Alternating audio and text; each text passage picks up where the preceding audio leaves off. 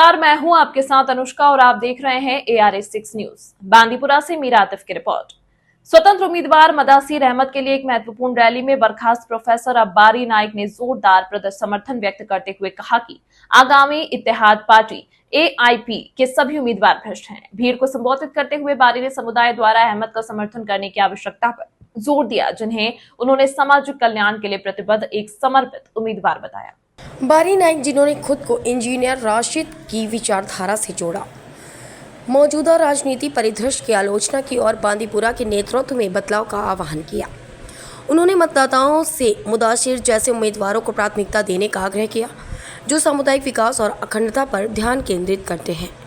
बारी ने कहा, हमारा घोषणा पत्र स्पष्ट है।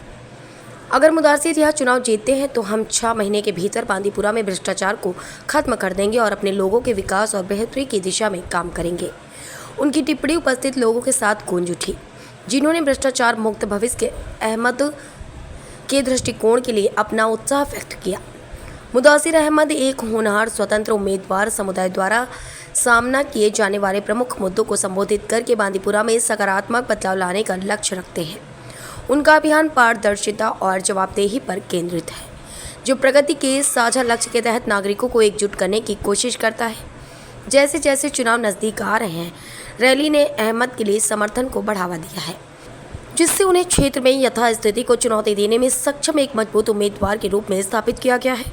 अहमद के लिए समुदाय की भागीदारी और वकालत बांदीपुरा में सुधार और प्रभावी शासन की बढ़ती इच्छा को उजागर करती है।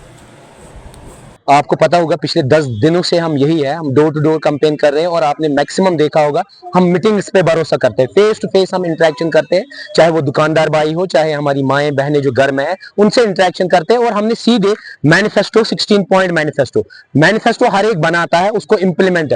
अगर आप ये 16 पॉइंट देखेंगे, इस पे हमने पिछले 10 साल से काम किए हैं, छोटे छोटे, क्योंकि हम कहीं असेंबली मेंबर नहीं था, हमारा कोई DDC नहीं था, BDC नहीं था, लेकिन हम इन चीजों पे हाईलाइट इश्यूज करते थे। इसमें से कम 60 से 70 लोग जेल गए, जिन्होंने हमारी आबरू अस्मतों को लूटने की कोशिश की या कहीं फ्रॉड्स किए, या इवन आपने रिसेंटली देखा DSP जिसकी फेक डॉक्यूमेंट्स थे, उसको भी मैंने हाईलाइट किया। यहाँ अभी आ गया मेरा एक ST भाई, आपके सामने ही वो आ गया, उसने कहा आपने फेक ST पे एक मुहिम चलाई थी, उसके लिए मेरे घर में 2 ही वोट है, वो दोनों डॉक्टर बारी के नाम। मीन्स हमने बहुत काम किया है पिछले 10 दिनों से। हम अपर बेल्ट में भी थे, लोअर बेल्ट में भी, और इवन दुकानदार भाइयों से भी मैं मिलता गया। इंशाल्लाह हम जीत रहे हैं। आप खुद देख लीजिए, 8 तारीख की शाम को अनप्रेडिक्टेबल रिजल्ट आपके सामने होंगे।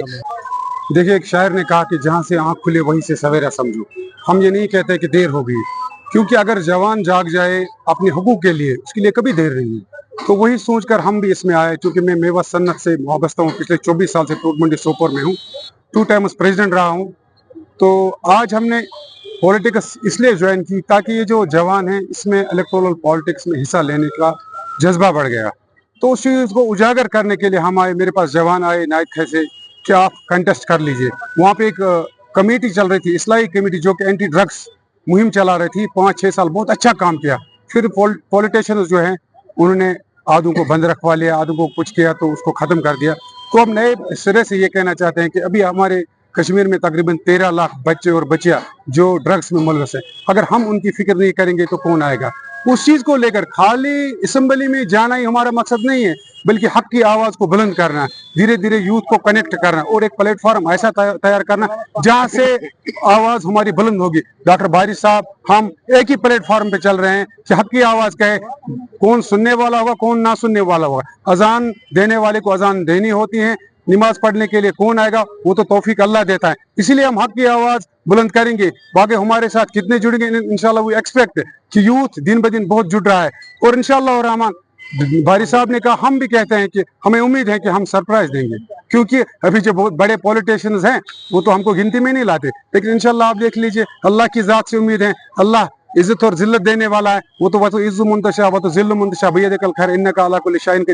हमें तो उस चीज पे यकीन है, और उनको किस पे यकीन है? उनको तो इस वोटर पे यकीन है। वोटर पे यकीन रखना अलग बात है, लेकिन पहली जात उसकी है, इज्जत और जिल्लत देने वाला वही है। हमारा जो तवक्कल है वो अल्लाह पर है, और इंशाअल्लाह और रहमान वही हमें जीत दिलाएगा इंशाअल्लाह। तमाम महत्वपूर्ण खबरों के लिए देखते रहिए ARA6 न्यूज।